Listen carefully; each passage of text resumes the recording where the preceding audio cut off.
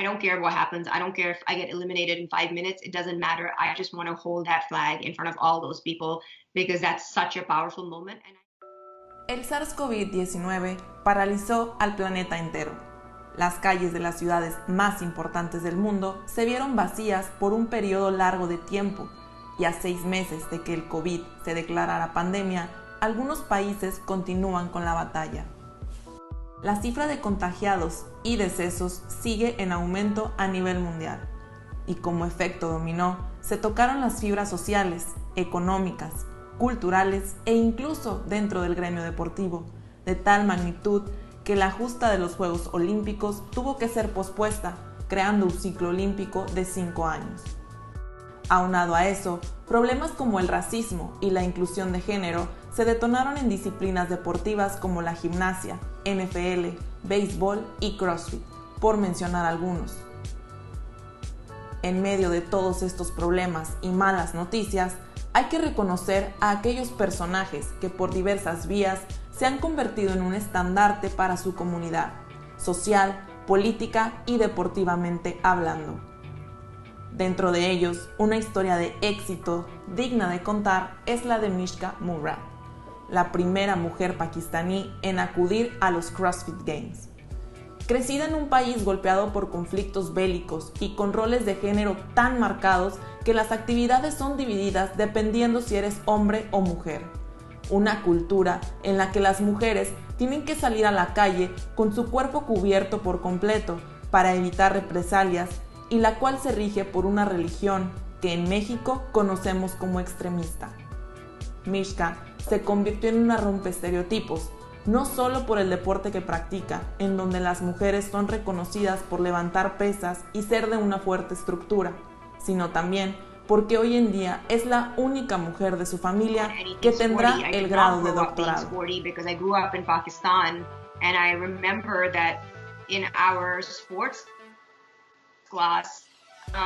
Our teacher used to separate the boys and the girls. Some things were a little bit difficult, like there was this idea that we should dress a certain way, 100%, right? Like make sure you cover your legs, make sure you cover your arms, and if you don't and you go outside, yes, men are going to say something. They might even touch you.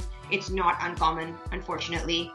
And then again, you know, if you're going to do any sort of activity, there were definitely women's activities, and those were things that were like step classes or aerobics or yoga, but away from the weights. And of course there was a religious aspect to it too, right? Like people wanted you to be religious, they wanted you to pray, and that's where a lot of our culture is informed. It's informed by religion. And I knew from a very early age that I didn't fit in. I know people in Pakistan who tell me all the time, you know, you're not Pakistani because you speak so badly about Pakistan. I'm not speaking badly about Pakistan. It's just that there are problems and there are flaws and there are things that need to be improved. And if we don't talk about those things, then we can't make them better. Only when I got to study in the US when I was 18 and I went to the US for the first time, and I went to the oldest women's college in the US, Mount Holyoke College, that I finally was introduced to ideas of like feminism and women's rights. And more than that, I had the freedom to walk down the street by myself, and I wasn't worried because I was in a small town in America and it's very safe. And I had very close female friends who, you know, supported me and were very different, and friends from different cultures and different countries, and we all looked different and we all had different ways of living, and nothing was wrong or right. It was just different. En el 2014, Mishka tomó una decisión que cambió muchos aspectos en su vida. Comenzó por querer aprender un nuevo idioma, el español. Así que se mudó a México, lugar en donde además de trabajar, conoció por primera vez el CrossFit. Antes de llegar a tierras tapatías, la pakistaní ya había radicado en Estados Unidos y Tailandia. En este último trabajó como instructora, por lo que no desconocía el fitness y contaba con su certificado de TRX. Pero al deporte de las barras y estamina llegó por uno de los aspectos más conocidos dentro del CrossFit: crear comunidad. Because I was always passionate about working out. I started when I was 18, and it was something I started in Pakistan because the reason I started was because I was overweight. And so it was something I had to do, but I also realized how very few women did weightlifting, and most women did like aerobics and yoga. Even if they were trying to lose weight, it was my first time in the country. I didn't speak any Spanish. I didn't know anybody. I knew nothing about the culture. And so the first thing I did on day 2 was I walked down the street. I was living close to Tecte, Monterrey in Guadalajara, and I walked down the street to Distrito CrossFit, which was now it no longer exists there. They closed down that branch, but I walked there and I just spoke to the first person I saw, and she didn't speak any English and I didn't speak any Spanish, and I was able to communicate that I wanted to join, because the one thing that I'd heard about CrossFit was that it's how you make friends. It's a great way to make friends because... Mishka llegó a los CrossFit Games gracias a la apertura que se brindó en el 2019, en donde a Madison los mejores de cada país tendrían la oportunidad de asistir, y por el ímpetu de querer ser la mejor versión de ella misma. Murad compitió contra un total de 30 mujeres de Pakistán, un número muy bajo a comparación de la cantidad de mujeres que practican CrossFit en otros países. And in the US, I found it to be a lot more competitive. Like, there is an aspect of community for sure, but when the clock is on, it's no joking. Like, everybody is pushing themselves much harder.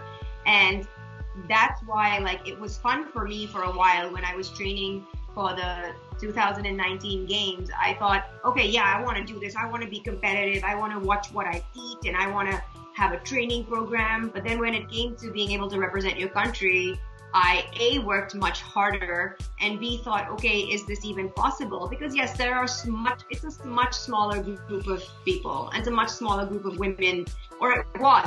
Even this year, the pool has increased because more people are excited about it.